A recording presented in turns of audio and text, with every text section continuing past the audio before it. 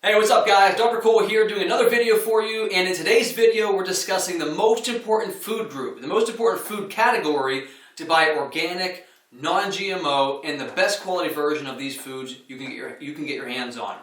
So look, we've all heard the saying before, you are what you what? You are what you eat. Well, when it comes to any animal products that are in your diet, that saying should actually say, you are what you're eating ate. Meaning, whatever is fed to these animals or whatever they are injected with, whatever they're given from a toxic standpoint, gets bioaccumulated in the tissues of these animals and then gets passed on to our tissue when we eat those foods. So in our programs, I get asked by patients, Dr. Cole, we're on a budget. What is most important to buy organic? Absolutely. The meat, the poultry, the fish, the dairy, any animal products that are part of your diet, if you eat those things, need to be the best quality versions. And here's why. For your produce, you can wash the pesticides out of most of those. I understand there's lists called the Clean 15 or the Dirty Dozen, certain ones that you should buy organic. And look, if it's in the budget, absolutely, buy them all organic. But if we're having to pick and choose, the meats and the poultry, all the animal products are way more important because you cannot wash out the GMO soybeans or the GMO corn or whatever was fed or injected to these animals.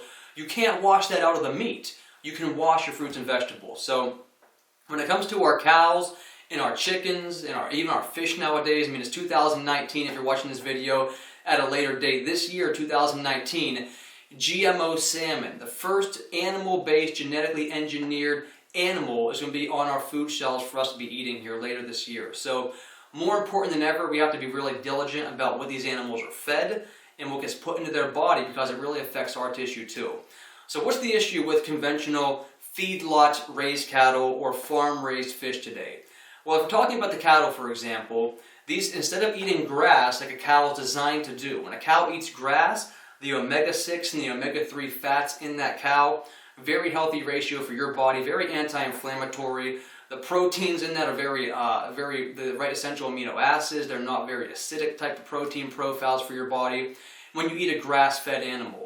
If these cows are fed genetically modified soybeans and corn and alfalfa and grains, which they're not designed to eat, it changes around the ratios of these omega-6 to omega-3s to a very inflammatory ratio, along with all the toxic pesticides and residues that were on these grains or corn or soybeans that these animals ate. So look, to make a pound of beef, if you buy like a 1 pound thing of not grass-fed, if you buy a 1 pound thing of conventionally raised beef, and they were eating GMO soybeans or corn, it takes about an acre of sprayed grain, glyphosate sprayed grain, or GMO corn or soybeans for that cow to eat to make 1 pound of that meat. So as they eat these GMO foods, these glyphosate sprayed grains, all the toxic residues of those foods bioaccumulate in the tissue of these animals. So that's a major reason to check for what are these animals eating. So if you're getting cattle, you want to get grass-fed beef. And it's not just what they're eating, but it's the steroids and the hormones and the antibiotics that go into these animals too.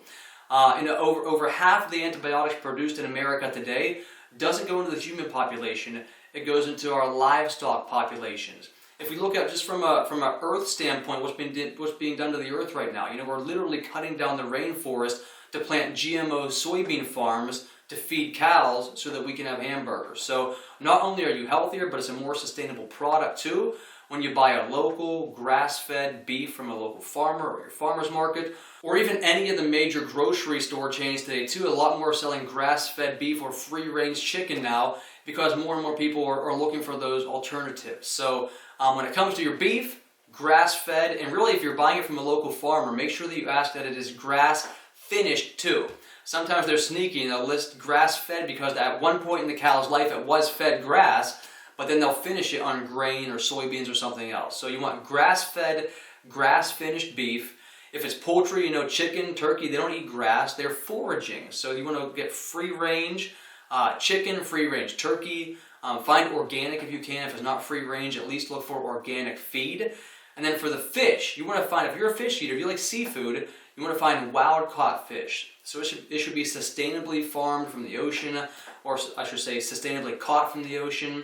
And wild-caught indigenous areas. Any farm-raised fish, these things are fed pellets, these things are fed foods that the fish are not designed to be eating. They live in close quarters and in dirty habitats, so they become sick and get cancerous growth. Some of these fish, not trying to gross you out, but just tell you the reality. So you'll pay more for these foods, but it's the most important area of your diet to make sure that you really clean up and get the best quality.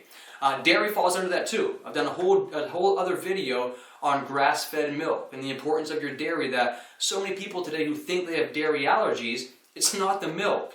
It's what's been fed to these cows. It's the glyphosate residues bioaccumulating in these cows, the GMO corns and the soybeans. It's the antibiotics, the steroids, the hormones. Then we take that milk and we pasteurize it and we homogenize it to kill all the good bacteria and get rid of all the good healthy fats in that milk. And you're left with a bland, dead, sterilized product that your body doesn't recognize. So if you get back on, like for dairy, for example, if you live in a state that raw milk is illegal, at least go and get organic milk or organic cheese or sour cream or something. Anything dairy should be organic.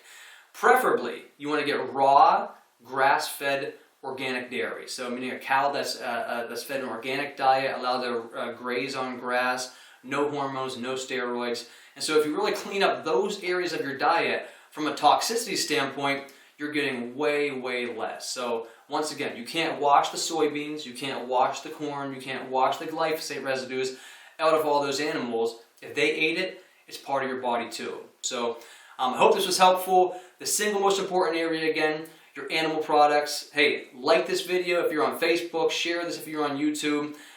We really appreciate this, and a lot of people need to hear this information too. So thanks for watching. Stay tuned for the next one.